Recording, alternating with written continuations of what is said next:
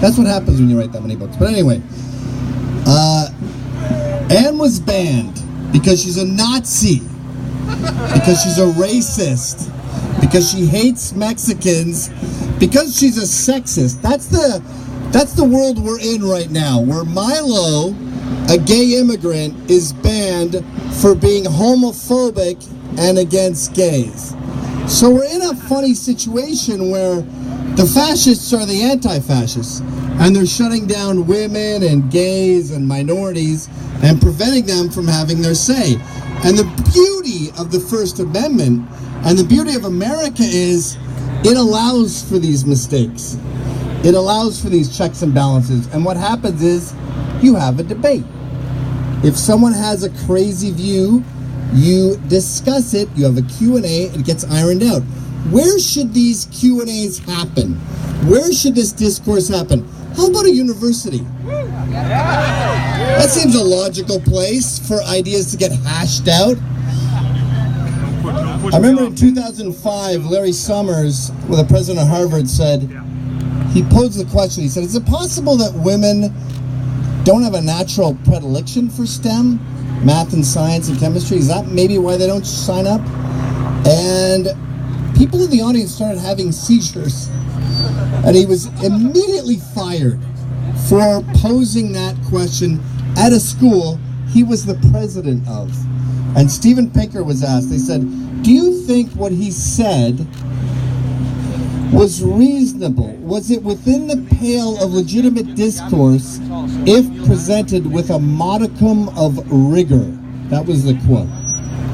And Steven Pinker said, wait a minute, isn't everything reasonable on a college campus if presented with a modicum of rigor? That's what separates universities from madrasas. And I think we're at the point now where universities are becoming madrasas. We've got Linda Sarsour doing a talk at CUNY. No problem with that. This is a woman who supports Sharia law. This is a law where women have half the vote of men. A husband can rape his wife. A man can beat his wife within Sharia law. She supports that. She gets a talk. We have Ahmadinejad doing a talk in Colombia. This is a guy who denies the Holocaust. He says that there's no gays in Iran, which may be true because he kills them all. He gets a talk. But Ann Coulter may not speak at this school despite the fact that everyone opposed to her has not read one sentence in any of her books. And that's a fun game with Anne, by the way. When people criticize her, you go, which sentence in which book do you have an issue with? And they never read it. And I guarantee, if you read In Trump We Trust, and you took the Carlos Slim chapter out, and you dressed it up with anarchist logos, it would become this punk rock anthem for the youth. Because she is one of the most inspiring pro-Western, pro-freedom writers in America today. She doesn't like the government. She doesn't like the New York Times. She doesn't like the billionaires. She is an American hero. But she can't speak today because she speaks in public the way she speaks in bars. And I think a lot of these liberals will willfully pretend they don't get the joke, and they'll go, oh, she said our blacks are better than their blacks.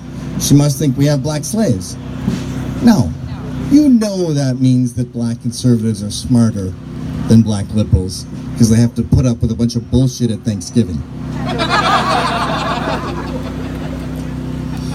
So when I heard it was canceled, I said, I have to go down to Berkeley. This is what America does. America doesn't take no for an answer. America is like an entrepreneur or a grunt in the military or a woman giving birth.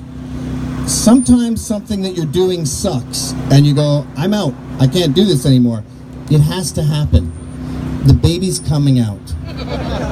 We're doing this operation. When an entrepreneur gets told, oh, the trucks didn't arrive in time, we can't do it, he rents a U-Haul and he makes it happen. So I jumped on a plane, I came down here, and Anne sent me her speech.